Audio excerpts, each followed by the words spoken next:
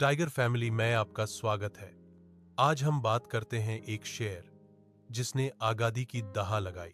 यह कहानी है एक ऐसे वीर पुत्र की जिसने अपनी मां भारती को बेइयों से मुक्त कराने के लिए हर हद पार कर दी।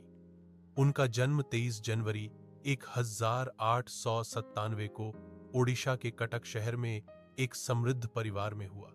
उनके पिता चाहते थे कि सुभाष एक बड़े सरकारी अफसर बने, इसलिए उन्हें इंडियन सिविल सर्विस एक्स की पढ़ाई के लिए इंग्लैंड भेजा गया। सुभाष ने अपने पिता का सपना पूरा किया और इस कठिन परीक्षा में चौथा स्थान प्राप्त किया, लेकिन यह पद उन्हें स्वीकार नहीं था। उनके दिल में देश की आजादी की आग जल रही थी। उन्होंने उद से कहा, जिस सरकार के इला मैं लड़ना चाहता हूं, उसी की नौकरी मैं कैसे कर सकता हूं? और उन्होंने तुरंत उस प्रतिष्ठित नौकरी से त्यागपत्र दे दिया। भारत लौटकर वे भारतीय राष्ट्रीय कांग्रेस में शामिल हो गए। उनका दृष्टिकोण युवा और तेज था। वह महात्मा गांधी के अहिंसा के मार्ग का सम्मान करते थे, लेकिन उन्हें लगता था कि आजादी पाने के लिए सिर्फ प्रार्थना और आंदोलन काफी नहीं है, हमें और अधिक साहसी होना होगा। इसी वैचारिक मतभेद के कारण उन्होंने कांग्रेस से अलग होकर 1939 में फॉरवर्ड ब्लॉक नामक अपनी पार्टी बनाई।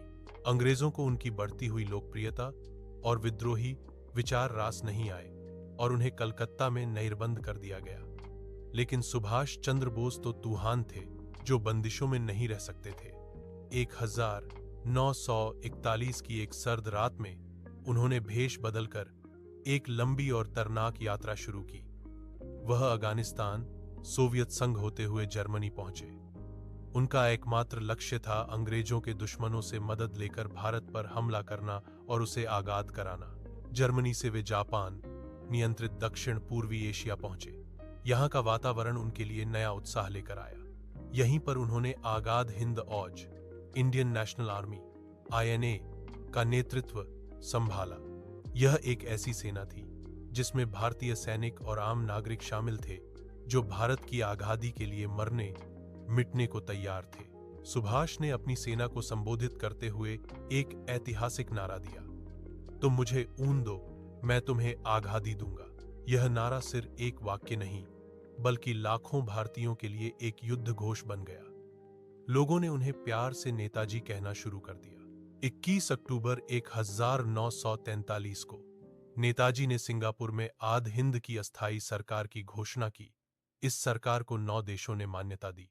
उनकी सेना ने भारत की पूर्वी सीमाओं की ओर बढ़ना शुरू किया और कुछ भारतीय क्षेत्रों पर तिरंगा भी फहराया।